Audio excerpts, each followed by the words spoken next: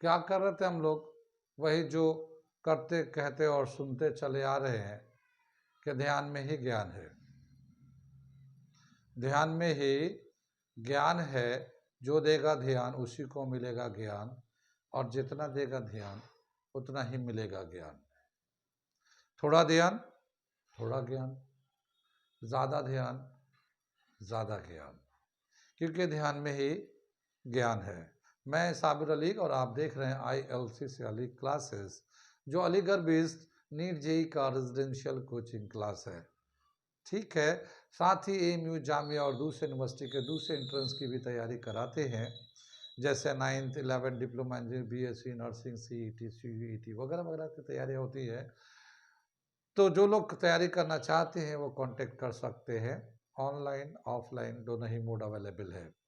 Online अगर आप घर बैठ के चाहते हैं कि अलीगढ़ के एक्सपीरियंस टीचर से अपने आप को तैयार करें, तो आप ऑनलाइन मोड पे जुड़ सकते हैं। वो लोग जो लोग अलीगढ़ नहीं आ सकते वो तो ऑनलाइन पे जुड़ ही सकते हैं।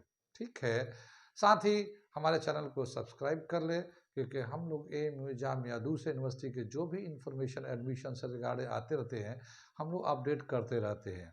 बहुत दफ़ा ऐसा होता है कि आपको पता नहीं होता, आप किसी के चैनल को सब्सक्राइब किए नहीं थे, तो आपको पता भी नहीं चलता लास्ट डेट कब निकल गया, कब टेस्ट हो गया, कब फॉर्म आया, कब गया। तो इसकी वजह से क्या होता है कि आप बाद में जब लास्ट डेट निकल जाता है तो आपको खबर करते हैं, पूछते हैं कि भाई लास्ट डेट फॉर्म कब आएगा, क्या होगा। पता ही यहाँ चला कि यहाँ तो फॉर्म वॉर्म भर के लास्ट डेट कब का निकल चुका है। फिर आपका साल चला जाता है। तो अगर आप सब्सक्राइब करेंगे तो कोई खर्चा तो है नहीं कि आपको घर से कुछ जा रहा है। हाँ, लेकिन आप अपने आप को अपडेट रख सकते हैं। यूनिवर्सिटी के सारे इन्फॉर्मेशन आपको ऑटोमेटिकली आते रहेंगे। तो आप हमारे चैनल को सब्सक्राइब कर लें। ठीक है, हम लोग कर रहे थे केमिस्ट्री थर्मोडायनामिक्स क्लास 11। अब तक हमने बहुत सारे टॉपिक्स को कवर कर चुके थे। आज हम लोग करने जा रहे हैं अगला जो टॉपिक है वो है हीट कैपेसिटी। ठीक है, तो अभी मैं लिख रहा हूँ हीट कैपेसिटी और बताता हूँ क्या है। Mathematics class 10 application of trigonometry chapter number 9, और उसमें हम लोगों ने क्वेश्चन कर लिए थे 14 तक। टोटल इसमें 16 क्वेश्चन दे रखे हैं, तो आज हम लोग 15 करने जाएंगे। 15 का क्वेश्चन जो है थोड़ा बड़ा है, तो उसे मैं पढ़ता हूँ, समझाता हूँ और फिर करके दिखाता हूँ। बहुत ही अच्छा सवाल है, आमतौर पे बहुत सारे बच्चे नहीं करते और अच्छा सवाल है ये। तो मैं पढ़ता हूँ क्या दे रखा है ये। A state highway leads to the foot of a tower. A man is standing at the top of a tower. Observe a car at an angle of depression of 30 degree, which is approaching the foot of the tower toward with a uniform speed. 6 seconds later, the angle of depression of the car is found to be 60 degree. Find the further time taken by the car to reach the foot of the tower. ठीक है, क्या बताया कि एक tower है, उस पे एक आदमी बैठा हुआ है और टावर से लगा हुआ एक रोड जाता है, हाईवे है, और उस हाईवे पे कुछ दूर पे एक कार चले आ रहा है। तो टावर पे बैठा हुआ आदमी जब उस कार को देखता है तो उसका एंगल ऑफ डिप्रेशन जो है 30 डिग्री का आता है। थोड़ी देर बाद वो कार जो टावर की तरफ चला जा रहा था, थोड़ी देर बाद उसी कार का, थोड़ी देर मतलब 6 सेकंड के बाद उस कार का एंगल ऑफ डिप्रेशन अब जो मिल रहा है वो 60 डिग्री मिल रहा है। ठीक है, तो हमें बताना है कि कितनी देर के बाद वो कार टावर के फुट तक पहुंच जाएगा। ठीक, ये सवाल है, मैं इसको फिगर से बना के दिखाने की कोशिश करता हूं। मैं क्वेश्चन नंबर 15 10th क्लास का, ये एक हमारा टावर है।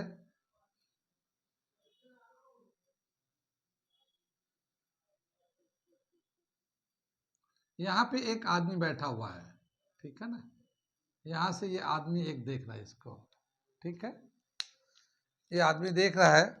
और एक जो है ये हाईवे है जो इस टावर के फुट तक जाता है। ठीक है, एक कार जो है यहाँ पे है, ये कार यहाँ पे है, ये इधर की तरफ जा रहा है। तो ये जो आदमी है इसको इसे देख रहा है,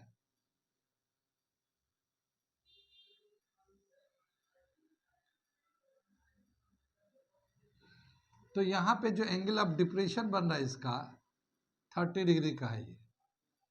तो ये ऑल्टरनेट एंगल यहाँ पे 30 डिग्री का बन जाएगा ये भी।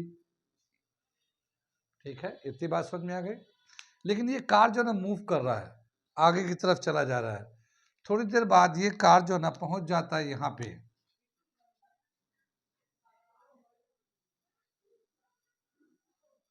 हाँ जी, यहाँ तक पहुंच जाता है। ये कितना टाइम लगता है यहाँ से यहाँ तक जाने में? 6 सेकेंड लगता है। 6 सेकेंड में ये यहाँ से यहाँ पहुंच जाता है। अब ऊपर से कार को देखते हैं तो इसका जो एंगल ऑफ डिप्रेशन है ये 60 डिग्री का है, ये 60 डिग्री बन जाता है ऑल्टरनेट एंगल। कितनी बात सुन में? अब ये कितनी देर के बाद ये यहाँ पहुंच जाएगा ये बताना है, कितना टाइम लगेगा इसको यहाँ से यहाँ तक जाने में, ये है सवाल। एक टावर है, उसके ऊपर एक आदमी बैठा हुआ, एक हाईवे है जो टावर के फुट की तरफ जा रहा है, एक कार उस हाईवे पे आ रहा है। आदमी का एंगल ऑफ डिप्रेशन जो है 30 डिग्री है और 6 सेकंड चलने के बाद वो टूवर्ड द टावर जा रहा है। 6 सेकंड बाद ये 60 डिग्री का हो जाता है एंगल ऑफ डिप्रेशन। तो बताना कितनी देर के बाद ये यहाँ पहुँच जाएगा। ठीक, ये हमारा सवाल था। अब हम लोग करते हैं, तो पहले हम लोग लेवलिंग कर लेते हैं। क्या कर लेंगे इसको, ये ए है, ये बी पॉइंट है, ये सी पॉइंट है और ये डी पॉइंट है। ठीक है, फ्रॉम द फिगर क्या करते हैं हम लोग, सबसे पहले ये हम लोग सी डी का डिस्टेंस निकालते हैं। सी से डी का जो डिस्टेंस है कितना है, और इतना चलने में इसको 6 सेकंड लगा है, तो इस डिस्टेंस अपॉन टाइम जो ना स्पीड निकल जाता है। तो स्पीड ऑफ कार निकालने के लिए डिस्टेंस अपॉन टाइम चाहिए। तो टाइम तो दे रखा है ऑलरेडी 6 सेकंड, मगर ये वाला डिस्टेंस कितना है पहले ये निकाल लेते हैं हम लोग। अब हम लोग डिस्टेंस कैसे निकालेंगे, किसी का मेजरमेंट तो दे नहीं रखा है, तो हम लोग जनरल ले लेंगे, वैल्यू है नहीं तो वैल्यू से कोई मतलब नहीं है। ये हाइट ऑफ द टावर है, इसको एच से दिखाते हैं। हाइट ऑफ द टावर को कैपिटल एच ले लेते हैं हम लोग। ठीक है, अब हम क्या करते हैं, in right triangle A B D, ये देखिए in right triangle A B D पूरा ले लिया, A B upon B D, ये कौन सा टर्म आएगा, ट्रिग्नोमेट्रिकल टर्म, ये परपेंडिकुलर ए बी और ये बेस है बी डी, तो क्या आ जाएगा tan 30 डिग्री। ठीक है, tan 30 डिग्री आ जाएगा ये।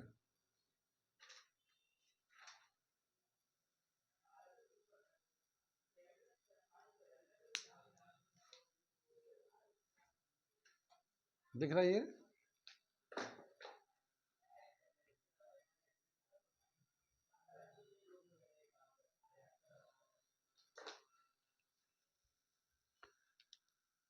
tan 30 का वैल्यू कितना होता है 1/√3, तो हमने यहाँ पे लिख दिया 1/√3। ये जो ए बी है ये तो हाइट ऑफ द टावर है और ये बी डी यहाँ से यहाँ तक का डिस्टेंस है, तो हम लोग क्या निकालेंगे, h upon B D is equal to 1/√3। ये h हो गया, ए बी का वैल्यू हमने h डाल दिया और ये बी डी ऐसे ही रखा, और ये tan 30 का वैल्यू 1/√3, तो ये बी डी को इधर ले आते हैं, tan 30 को इधर लाते हैं, तो √3h is equal to B D. ये हमारा इक्वेशन नंबर 1 लिख लेते हैं। ये एक हमारा वैल्यू आ गया, बी डी का वैल्यू आ गया यहाँ से यहाँ तक का। कितनी बात समझ में, ये हमारा एक हो गया। अब हम लोग ट्रायंगल लेते ए बी सी। ठीक है, in right triangle A B सी,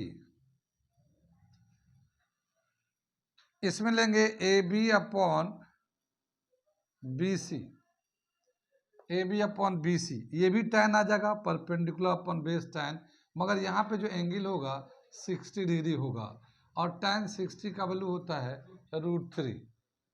कितनी बात सुन में, अब ए बी का जो वैल्यू है ये तो हाइट हो जाएगा, ए बी जो है ना हाइट हो जाएगा, और बी सी हम लोग ऐसे ही रख लेंगे, तो ये आ जाएगा यहाँ पे H B C is equal to √3।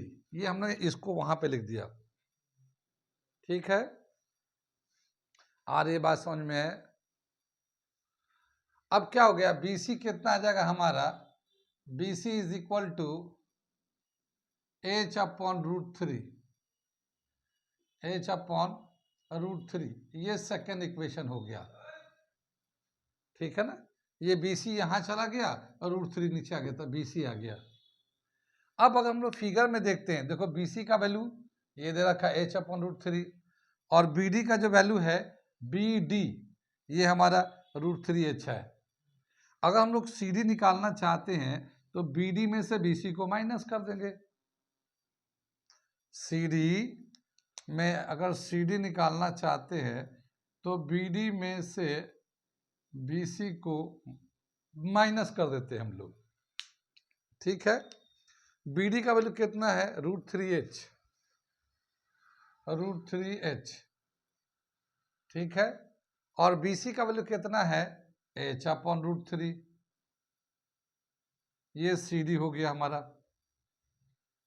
कितनी बात, इसको हम लोग सिंप्लीफाई करेंगे तो इसके नीचे 1 आएगा, तो एलसीएम लेंगे तो √3 यहाँ पहुंचेगा, तो ये आ जाएगा 3h माइनस h अपॉन √3, ठीक है ना। 3h माइनस h अपॉन √3, और ये हमारा वैल्यू देगा, सी डी का जो वैल्यू आ जाएगा हमारा, ये C D is equal to 2h upon √3। ये हमारा सी डी का वैल्यू आ गया। ये थर्ड इक्वेशन ले लेते हैं हम लोग। कितनी बात समझ में आई? आ रहा है उमर, नोट करो इसको क्योंकि मैं थोड़ा सा मिटाऊंगा। क्या दे रखा, देखो ये हमें सी डी आ गया, कितना आ गया 2h अपॉन √3, ये सी डी आ गया, तो ये हमें डिस्टेंस आ गया, यानी ये 6 सेकंड में डी से सी तक पहुंचा, यानी इतना distance 2h upon √3 distance travel कर लिया, और टाइम है 6 सेकंड। तो अब हम स्पीड ऑफ कार निकालते हैं। स्पीड ऑफ कार क्या हो जाएगा, स्पीड ऑफ कार होता है distance upon time take care, ठीक है ना। डिस्टेंस है 2h अपॉन √3, ये तो डिस्टेंस हो गया, और इसमें टाइम कितना लगता है 6 सेकेंड, तो हम लोग 6/1 भी लिख सकते हैं इसको। तो ये कितना है 2h अपॉन √3, और ये नंबर रेसिप्रोकल हो जाएगा, तो 1/6 ऐसे आ जाएगा रेसिप्रोकल होकर। अब क्या बताइए, ये 2 से कैंसिल हो जाएगा, ठीक है, ये 3 आ गया, तो ये स्पीड आ गया h अपॉन 3√3, ठीक है, ये स्पीड आ गया इसका। कितनी बात समझ में आई? ये हम लोग इक्वेशन नंबर 4 ले लेते हैं। स्पीड ऑफ कार ये आ गया h अपॉन 3√3, ये स्पीड आ गया। अब हमें यहाँ से यहाँ तक का डिस्टेंस जाने के लिए कितना टाइम लगेगा, तो पहले हम ये वाला डिस्टेंस निकाल ले, ठीक है। तो इसके लिए क्या करेंगे हम लोग, ये BC निकालेंगे, लेकिन BC हमारे पास है, BC ये हमारे पास है, ये डिस्टेंस यहाँ से यहाँ तक जाने में कितना टाइम लगेगा ये बताना है। तो BC हमारा डिस्टेंस हो जाएगा, और ये स्पीड है, डिस्टेंस को स्पीड से डिवाइड करते हैं तो टाइम हो जाता है, लेकिन BC का वैल्यू हम लोगों ने ये निकाल रखा है, ठीक है। तो अगला जो दे रखा time taken to reach, time taken to reach from C to B और to foot of the tower, to foot of the tower, tower तक के फुट तक जाने के लिए कितना टाइम लगेगा, ठीक है। तो T is equal to distance upon speed, T is equal to distance upon speed ले लिया। कितनी बात सुन में? अब यहाँ पे जो डिस्टेंस है, यहाँ मैं मिटा दे रहा हूँ, इसकी काम खत्म हो गया।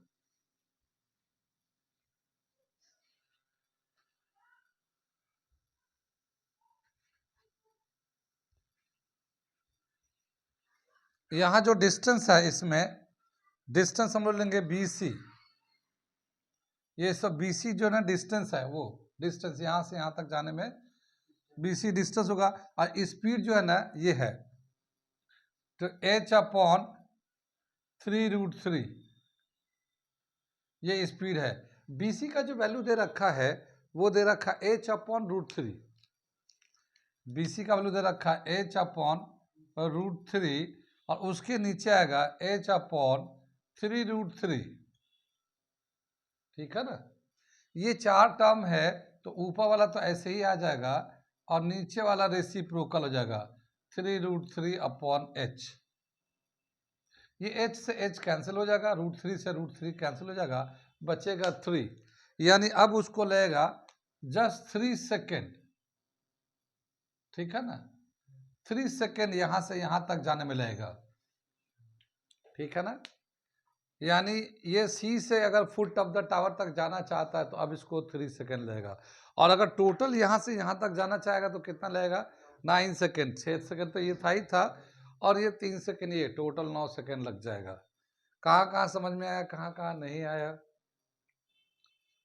नोट कर लीजिए इसको। ठीक है, ये था हमारा क्वेश्चन नंबर 15। और यहाँ पे हम लोगों ने थोड़ा अलग सा किया क्योंकि स्पीड निकाला हम लोगों ने और फिर स्पीड से दोबारा से हम लोगों ने टाइम भी निकाला है। ठीक है, तो ये दे रखा हमारा ये क्वेश्चन नंबर 15 का आंसर सॉल्यूशन, नोट कर लीजिए इसको। अगला क्वेश्चन, क्वेश्चन नंबर 16 में पढ़ता हूँ, समझाता हूँ, फिर करके दिखाता हूँ क्या है ये।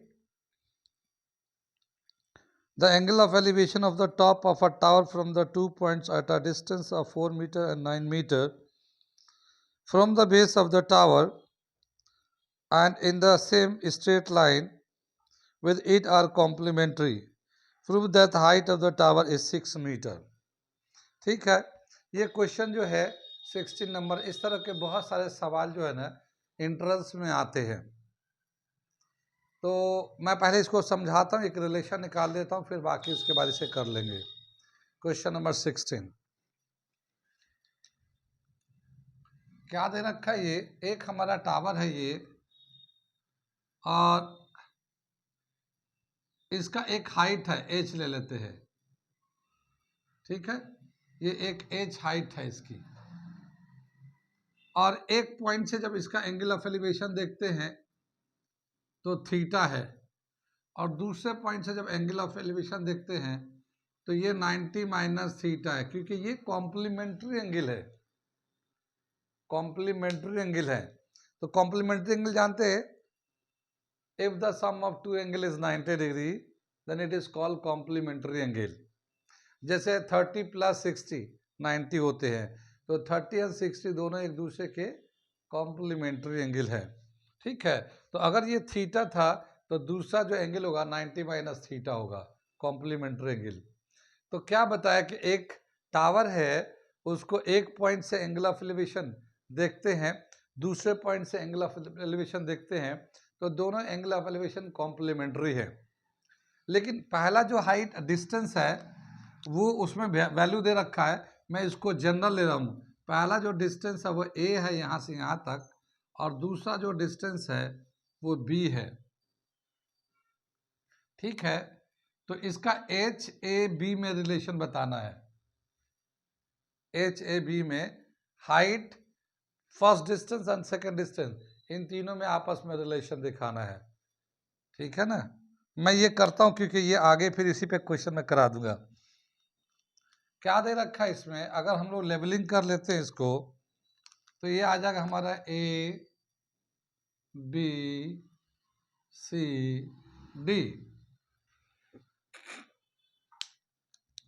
तो यहाँ पे जो है ये दे रखा इन राइट ट्रायंगल ABD। पहले मैं बड़ा वाला ट्रायंगल ले लेता हूँ, ABD, AB upon BD perpendicular upon base, tan theta, ठीक है ना। ये हो गया। ए बी का वैल्यू कितना है h, बी डी का वैल्यू कितना है b, tan थीटा आ गया। ये इक्वेशन नंबर 1 कर लेते हैं, ये इक्वेशन नंबर 1 कर लिया। अब हम लोग दूसरा ट्रायंगल लेते हैं। In right triangle A B C, ये आ जाएगा A B upon B C, ये भी perpendicular upon base tan 90 minus theta होता है ये, ठीक है। tan 90 minus theta cot theta होता है, ये कॉम्प्लीमेंट्री एंगल का रिलेशन होता है। और ये ए बी का वैल्यू तो h हो जाएगा, ए बी जो है h है और बी सी जो है ना a है, h upon a cot theta आ गया ये, ठीक है। अब इन दोनों इक्वेशन को मल्टीप्लाई कर देते हैं। मल्टीप्लाइंग